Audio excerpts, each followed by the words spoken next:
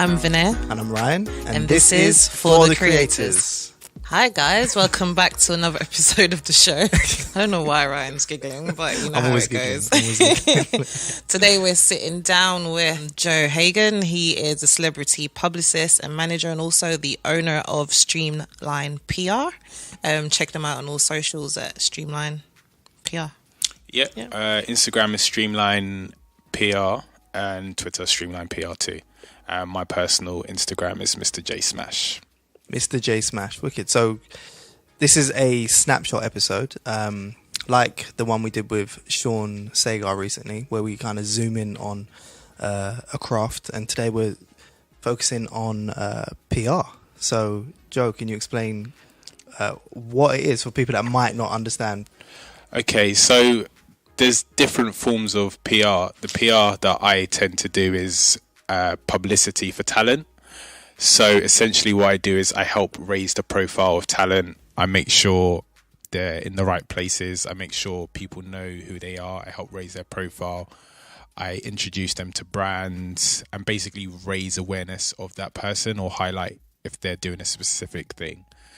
So the main purpose of that is to help that person like get more jobs, or if they're already getting quite a few jobs, they can ask for more money when they're doing a job because they're more well known, because we've worked on raising their profile, so they become helping them become more of a household name.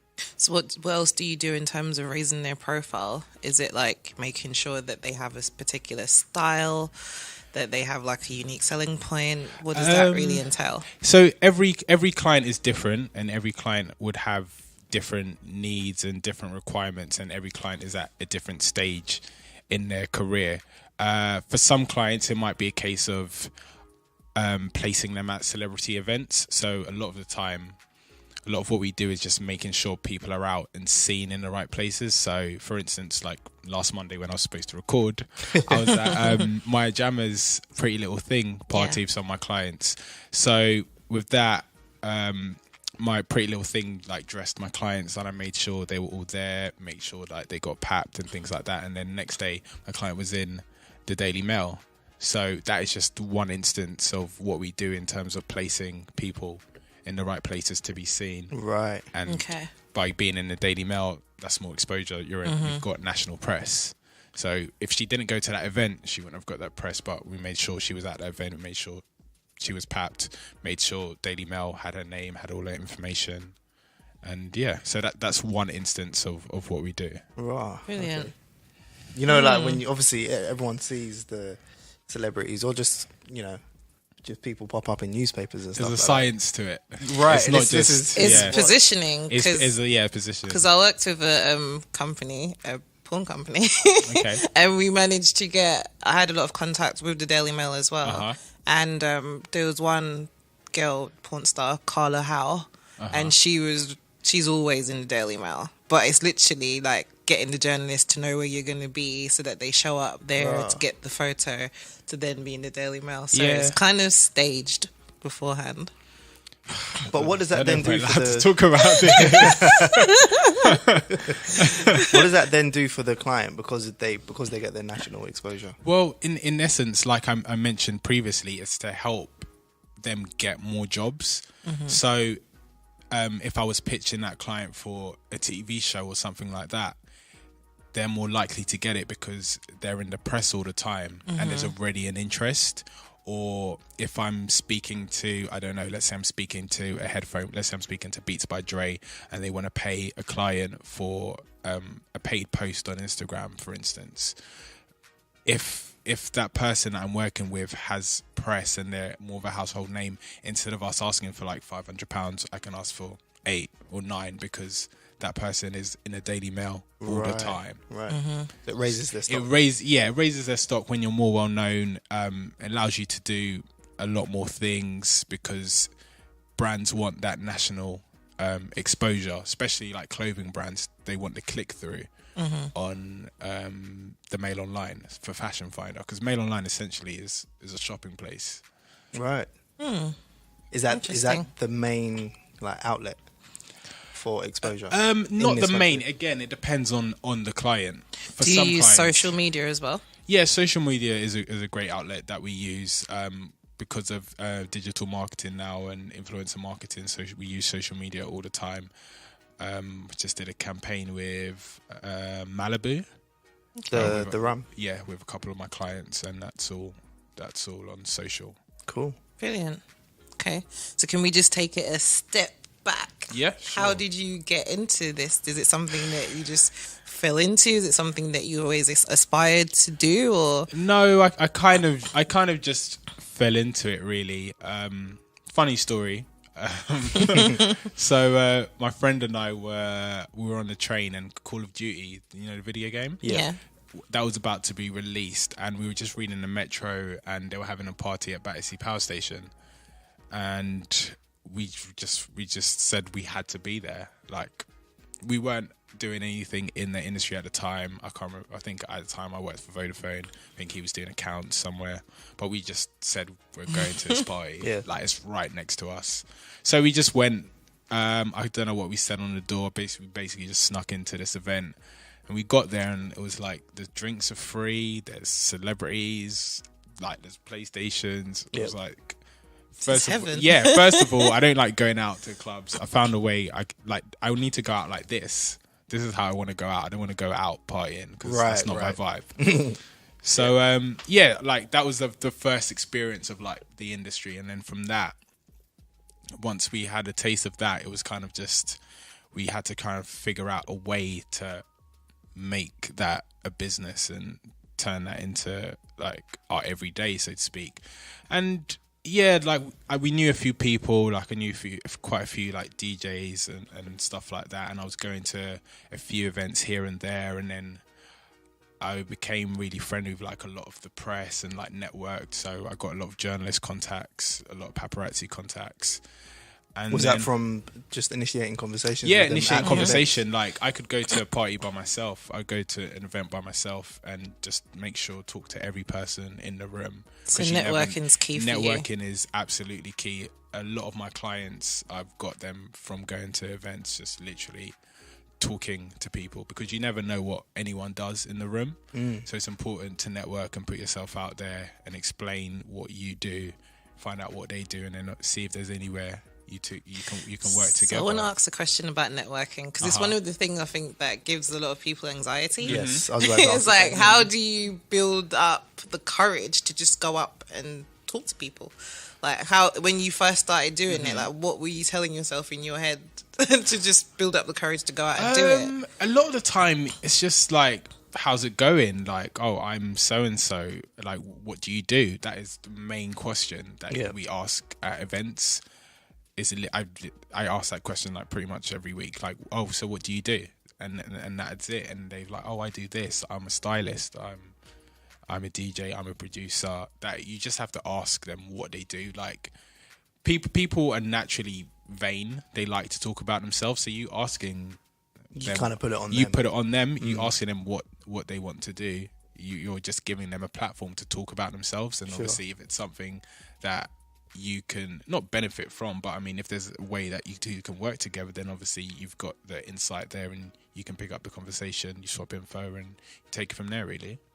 Brilliant. Yeah, it's really, really good. I mean, I think people still have that anxiety, but I get you. Yeah, is definitely a point. I mean, when I first started going to events, I think I had to kind of build up the courage a bit, but like now I've been doing it for a while. Like I said, I feel like it's a muscle that you have to practice. Yeah, I think it's one of them things as well, when you're just starting out and you kind of feel like if the question was turned on you, what do you have to say in return? Well, like, obviously, because in that circle it's commonplace. So people ask me all the time what I do, and then they're like, oh, okay, like, that's really interesting. Maybe we should grab a coffee, because they might be a blogger, or they might want the services that we offer. So it goes both ways, really.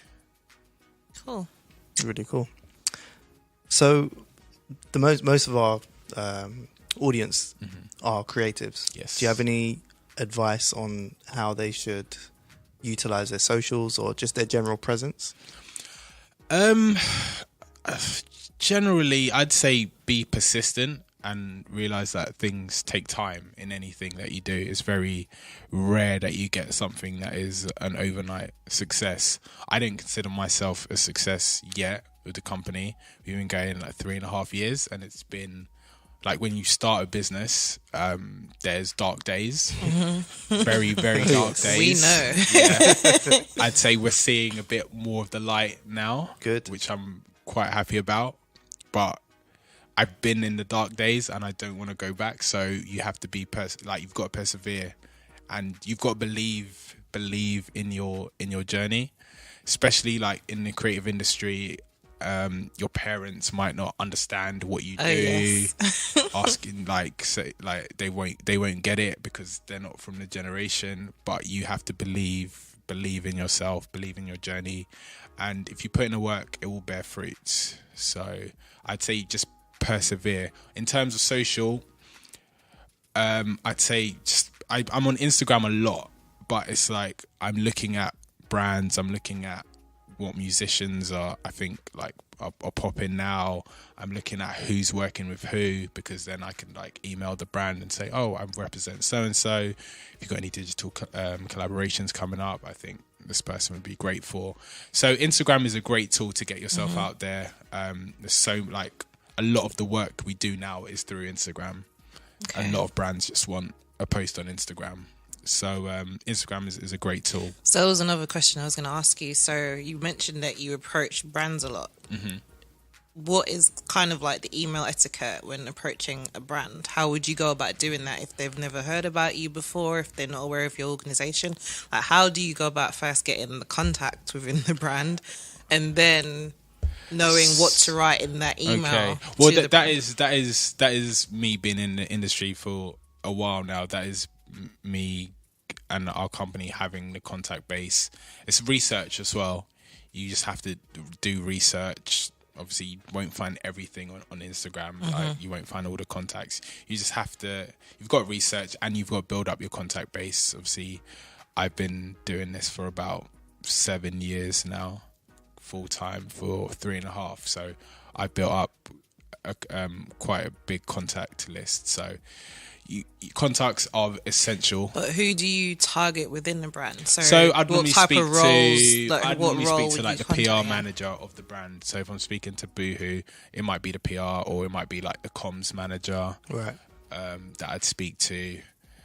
And a lot of the time, if you're in the ballpark, they might forward it on to the person who deals with what you're asking for. What type of information would they request from someone? So say, for example, you're an influencer, you've got 100k followers. When you're contacting a brand, what information should you be presenting to them in order to sell yourself? Well, what we tend to do is we'd send a brief bio about our client. Obviously, we'd send over their Instagram. So we send a brief bio, maybe a few images, and like check to see if they're doing anything digital, and if they are, they'd come back and they might ask for their analytics just so they can see what their engagement is like. And then if that's the case, we send it over, and then if they want to work with us, then we agree a price for like a post or stories or whatever they're after, and then we just take it from there, really. So what would you say that brands are more interested in now? Is it the number of followers or the engagement on a post? Because obviously you can purchase followers. Yeah, are they more interested in engagement? It's very much a grey area, because there are a lot of people that buy their followers, and it's really obvious because the engagement doesn't relate. Some brands won't want to work with you if you've got fake followers, but then other brands don't look into it that in depth. So it kind of depends on the brand, because I definitely see people work with brands whose engagement isn't real. Right. But it just depends on the brand. So if a brand asks for your analytics, then they're going to look into it more in depth, because your analytics will show that if you've got like 20k followers and you've got 50 likes on your picture, then, I mean, yeah, it doesn't add up. Yeah. Okay, brilliant. So, in terms of the projects that you've worked on thus far, which one would you say has been the most interesting one, or if you can talk about it? Yeah, projects. I mean, projects aren't as interesting. The projects are good. They're mainly for my clients because obviously the main function is publicity. So we're just raising it's getting press for people. But obviously the stuff with brands, that is a byproduct of what we do. So like I mentioned, we're working with Malibu, and that's the most recent campaign we're doing. So that involves how many? I think they wanted 3 shots, and then they've sent like hampers over to everyone, and they've given us like a cocktail list. So everyone had to like make cocktails, and we filmed it and things like that for their story. So that was really cool.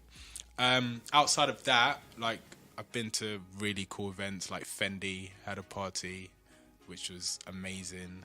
I saw pictures of that. So yeah, there was 2. So Fendi had a party in London. Okay.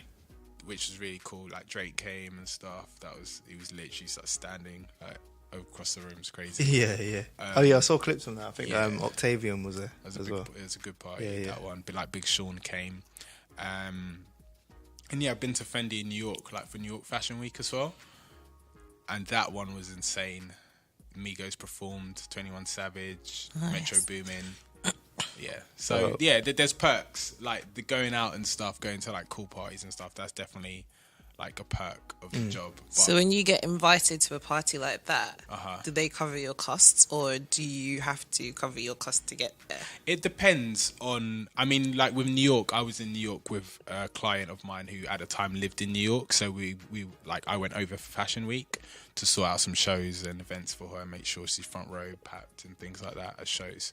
So it depends on the event. Some events would like cover your costs in terms of like travel and things like that. Yeah. Not normally internationally, but like in London, like if we were going to an event, depending on what it was and we were invited, I might ask for a car to pick my client up and things like that. So it depends on the event, depends on the client and what the remit is.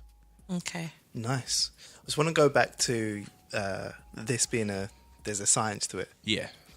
And you know, I'm from the music world. Okay. And a lot of my colleagues, myself included, sometimes it's like the thought of, I'm just going to make something great. I'll put it out there and it will do its own thing. Is that necessarily the case, or is it always, you know, it has to be in the right magazine so it's seen by the right people, has to have a premiere somewhere, you know? You can just put something out and it can be great, but it doesn't hurt to have help, is what I'd say. Especially in music, I always feel like you need your radio plugger. You need, you don't need it to be premiered on somewhere, but you need platforms to showcase your music, platforms that everyone uses or everyone sees, obviously, to gain exposure. So it can just happen, just put it out and it organically just does this thing, but it, like I said, it doesn't help. It doesn't hurt to have that strategic push as well. Obviously, again, that would depend on budget and stuff. Of course, yeah. Yeah, because radio pluggers are not cheap. No, so, definitely not. Yeah, especially good ones. Yeah, it depends on budget as Exactly. Yeah, because even like I saw a stat the other day about Spotify, about how many songs get uploaded to Spotify a day. It's something like 25,000. Really? Okay. A day. It might have been a week. A day or a week. Okay. Anyway, they're international. It's a lot of noise. It's a lot of noise, basically. So it's how do you cut through the noise? And that's not just in music, but in everything. And so for someone who hasn't got a big budget, how do they get the help on that level without necessarily having the contacts? If you haven't got budget and you're a musician, I'd say you go the independent radio route, I think. And you need to make friends with the DJs. So build up your own network. Make friends with the DJs and the presenters on the independent radios. Because independent radio is very much like a trading ground for like the bigger stations. So they will look like Kiss or Kiss Fresh. They will look at what represent. And they're like tastemakers, yeah. Yeah, they're very much training ground. So they will look. So if as an independent artist, it definitely helps to get plays on those stations, make friends with presenters and DJs there. And you're obviously, if you haven't got the budget for a big plugger to get you to Radio 1 or wherever like that, it definitely helps to go the independent route. That makes sense. Kind of network sideways. Yes, because that's what I've noticed as well. Like a lot of the opportunities that have come from me have been from friends. Yeah, and I call them friends, but other people will be like, "Oh, bro, that's that person. That's this person." Yeah, that's because we've grown together. So you're a producer, or yeah, producer, cool. yeah. But yeah, like those people have started the same time I have, and then they've kind of climbed the ladder. You know, so it's not a thing of I have to contact this person that's right at the top. It's more of this is my friend. That's what I was saying earlier. Like networking is key. Like I said, a lot of my clients, I've literally met them at a party. Wow. A load of clients I've met at a party, and then from then they recommend me to their friends or other people, and obviously their friends are in a similar industry, so then business grows. That's really good. I think it's interesting what you mentioned about independent radios, because I remember I was working with an artist and I was trying to push to him, you don't need to necessarily get onto the Kiss FMs and the Capital Extras now. Work with the smaller independent radio stations, because they're more likely to play your music more, but also you build up a strong network locally. Definitely. Because if you can build up your local network and all those people, because people are very patriotic, so if you're, say, from Birmingham, people will support you just because you're from Birmingham, but everyone wants to come into London, and then now you're in this, you've got massive amount of competition, because now you're competing with the whole world essentially. So I've always told clients of mine to focus more locally, because even if you're in a local area like Birmingham, for example, there's still millions of people in Birmingham. Yeah. So you can start small and work your way up. But I think everyone always sees London as almost like the streets are paved with gold. We need to go there. So I think always try and make it our home first. Yeah. Before you try to come to London, I think makes more sense. And like you said, there's still an audience there. There's still a network. So it's better if you're coming to London, it's better you come with some kind of audience or network already. I think it makes you more credible. Definitely. Yeah. It's also about starting where you are with what you have, rather than, again, coming into London, you're competing with everyone. So yeah. Like you said, the whole world. Exactly, because once you come into London, it's the whole world. Definitely. I guess that applies to any major city as well, especially in the creative fields. New York, LA, Miami, Atlanta, London, Paris, etc., etc. Yeah, exactly. So what type of creatives do you work with at the minute? Like, if you were to categorize them? It varies, my client base, and it always changes. So I've got DJs, I've got models, I've got fashion bloggers, like reality TV as well, stylists. I've got one rapper. I've got like an Afrobeats artist. So it varies in terms of. Is that clientele. On the PR side, or is that also on the management side? Management side, of 2 on management side, the rest is on PR side. Cool. Yeah, because management takes a lot more time. Yeah, it definitely does. So, for example, with management, everyone knows that it's usually 20% commission. So, how does it work with PR? Is it like you do it per job, or how does it work in terms of? It would vary. So for like clients that are on the books, they pay a monthly retainer for PR services. That makes sense. Yeah, and then they have a contract, and they pay for PR. For management, it's 20% of everything that comes in. Yeah. And then if we do events as well, so we put on events like obviously, I mentioned to you before we started, we've got an event on Monday. So for that, the brand or whoever's putting on the event would pay us, and then from that, we do the whole event in terms of getting press, celebrity guest lists, things like that. Nice. Cool. That's good, man. So you mentioned that you've been doing this for 7 years, but you've been doing it full time, running the business for 3.5. What was that like? How did you eventually make that transition? Make that transition. Well, I used to work for Vodafone before. I was doing sales, and I was kind of doing this like on the side, and like my lunch break, making phone calls, sending emails. Very similar to Jay London's story, isn't it? Yeah. And like I wasn't happy in my job, and I started to get a bit busy actually. So I thought, well, if I actually want to make this work, because at the time it was doing okay, but I wasn't really doing much. It's hard to do to commit to like to do this job and not give it your full attention. So I'd saved up quite a bit of money and stuff like that. So I thought, okay, let me take the plunge and try and make this actually work. So how much of a buffer did you have in terms of like months? I mean, like I said, it was dark days. It was dark days.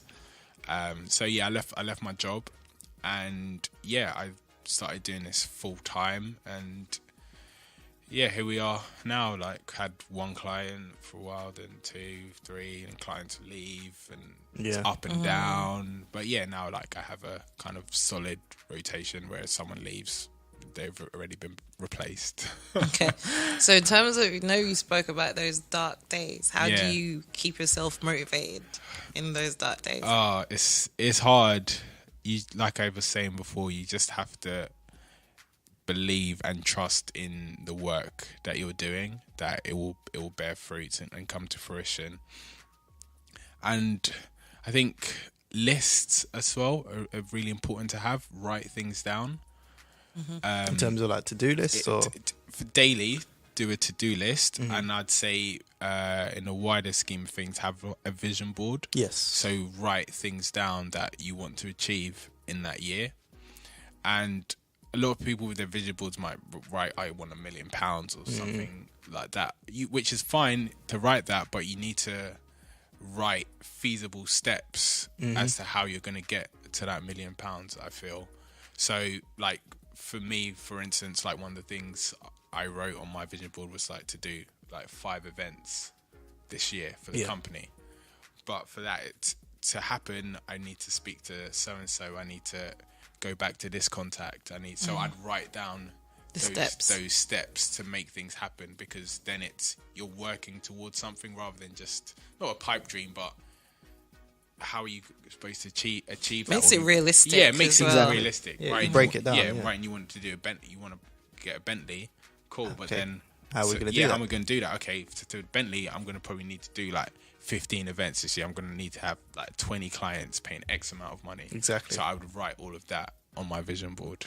It's really good. Yeah. That's good advice, because I think most people, even for myself, when I've looked at creating a vision board, it's almost like a pipe dream. You've got all these things on there, but sometimes it's unrealistic because you haven't really put the steps in there and how you're going to actually achieve it. So then it's just a dream. So you have to make it actionable. You've got to make it actionable. So if you're writing £1 million and you put the steps and you're like, okay, well, this step actually isn't, then it means you need to change that mill and put, okay, I'm going to make 250k because I can do this and that, and it'll add up to 250. Right. So it can also be iterative. So I think most people think the vision board just stays there and that's it. So you're basically saying that you can make changes. You can make changes, but so long as you're working towards an achievable target. Exactly. Yeah.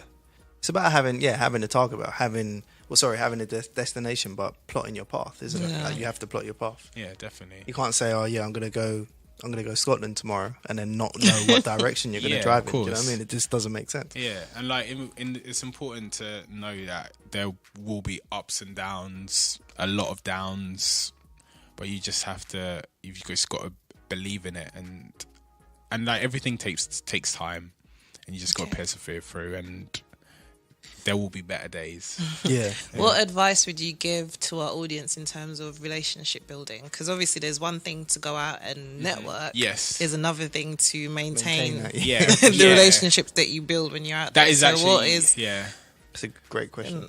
Any advice you'd give to the audience? Well, like relationship management is a service that we offer, because for our clients and the brands that they work with, a lot of it is relationships. I feel one thing is don't always going for the money straight away in terms of relationship building. Like, it's important to value your time and know your worth, but sometimes with a bigger brand, depending on what they're after, it might be that you might have to do like one thing for free or one thing less than you would charge normally, but then in the long run, they might want to work with you a bit longer. So like, I've got one brand that at the start when we worked with them, it was just for like free clothes and stuff like that. But like now, anytime there's any collection launch, we're part of the activation like every single time, and we're paid every single time. Yeah. But that wasn't like that at the start. It's just like with everything, it takes time. Because sometimes you need to have something to offer as well. Yeah, you need to have something, and people need to realize where you are in the scale. It might be like the brand is a lot bigger than you are at the moment, and that it's just one of those things. And eventually, over time, they will see your worth, and they will. So, in terms of like building relationships with individuals, so say I'll meet you at a networking event, what would be your next step after that? Is that you contact them immediately? Or probably a couple of days later, depending on how the conversation went. It'd either be an email or a text like, "Hey, nice meeting you. This is what I do." Obviously, it'd be great to find out a bit more about what you do. Maybe we can meet for a coffee, something like that. It's important to have that meeting to see if there's anything that you guys can actually do together to maintain that relationship. Because a lot of people not everyone that you meet is gonna be like worthwhile to you. I don't want it to sound like people are commodities, but your time is very precious. That's right. You can't get it back. I've been in so many meetings and I'm literally like, I don't need to be in this meeting. Right. Why did I take this? That is a learning. But that's how you find out. Yeah, it's a learning. But then you can ask questions beforehand, so then you don't waste your time at that meeting. Like, what questions do you ask? I mean, like now, obviously, it'd be like, have you got budget for PR now? I'd ask these questions. Yeah. Because I've learned that, and that will save a lot of time. Yeah, we've got a better reputation now, so it is. I'm able to do that now. So yeah, you just got to try and feel out as much as you can, like over message and email, to make sure that you're not wasting your time. And then once you do have that meeting, if it's successful and you're working, the things you're doing are aligned, then obviously it's important to keep in touch. If you've got something going on, make sure you invite them, or you give them a shout about it, and vice versa. So you just kind of scratch everyone's. They scratch your back. You scratch theirs. Yeah. Brilliant. And I guess it becomes genuine once you've met them. Yeah, it becomes genuine. Like there's people at brands that are like genuinely like my friends, like, but we still work together. We still break bread together. And that's an important thing, I think, as well, especially when you're approaching people, because what I've found is sometimes you see the brand. So say, for example, Sony. You think of Sony, it just seems like such a big thing, but then it's individuals that work at Sony, so it's still people that work behind these brands. And I think a lot of people are scared to reach out to brands like those because they feel like it's such a big brand, they'll never speak to little old me, but behind the scenes is actually people, so you shouldn't be scared. So what advice would you give to someone who has like a dream, or like we have a lot of creatives who are just starting out in their careers and they might be looking for like internships and things like that? So what would you say to them? Never be afraid to ask is what I'd say. Like if you don't ask, you won't know. So I'd also always ask, and do your research as well. If you hear like Sony, for instance, are doing anything, try and be in that vicinity. Try and get yourself in that room. If they've got like some kind of open day, if they've got some kind of free event, always try and put yourself in that vicinity. And then once you're in there, you can try and work out, obviously use networking and work out who is who, and have that face-to-face conversation, and try and get someone's contact info to have a follow-up conversation. Definitely. And for those, if they did go to an event and obviously they know, let's say there's a panel and they know who they want to speak with, how does the conversation differ? Because obviously we said, like you go up to someone and say, what do you do? If they already know what they do, how would you advise that they introduce themselves? And don't go with the hard sell. But I still think you need to sell yourself essentially. So you would be like, hey, like I'm so and so. I thought your talk was great. I'm a musician. This is what I do. I was really interested in getting into the industry more. Like, do you have any advice, or do you know who I could speak to like get into the industry? Something along those lines. So say a bit about yourself. Obviously, if you know about them, you know what they do. You need to sell yourself to them, and hope that they would want to find out a bit more about you. Yeah. So the question I was going to ask as well, do you have a mentor? Because I find that a lot of people say it's really important to have someone that's kind of guiding you, or someone that's already doing something at the level that you aspire to be. Yeah. I don't have a mentor per se. Like, I've got one guy who's a bit older that I do like ask questions, and he does help me out with a lot of things. So he's kind of done what I've done, and he's moved into more of the brand side of things. He's left the talent stuff alone. So I value his opinion, and he does give me advice, and he does help me out with a few things. I wouldn't call him a mentor per se. I think a mentor would be handy, just I didn't really know anyone doing what I do. But yeah, I really value his opinion, and I like that he's done what I've done, and he's older, and he knows the ropes, and he gives me advice. So I think it's very beneficial to have someone who's a bit older and knows the ropes. And how important is it for you to stay on top of your craft? I don't know how quickly like PR evolves, but how important is it for you to know exactly, for example, what's going on with Instagram, what's coming next with YouTube? Do you stay on top of that? Yeah, so it's important to know. Like, obviously, Instagram had their IGTV thing, so they had their party recently in Brick Lane. So it's important because obviously a lot of influencers use YouTube, so it's important to know how IGTV, is that going to affect your YouTube audience? Is everyone going to go to IGTV? Is your numbers going to go down like how it did on like Snapchat? Yep. So it's important to know like what's popping and then what isn't as popping in anymore. Because like before, we used to have clients used to ask for stuff on Snapchat. Like brands used to ask for things on Snapchat from some of my clients, and that doesn't really happen anymore. People still use Snapchat, but filters. In terms of like brands that I work with, no one's asked for Snapchat in a while. Wow, that's the sign of the times with Snapchat. I think. It's just because Instagram stole their whole. They didn't steal everything. I mean, Mark Zuckerberg said, "I'll buy Snapchat," and the guy was like, "No." And it's like, okay, I'm just gonna rip off everything you do, basically.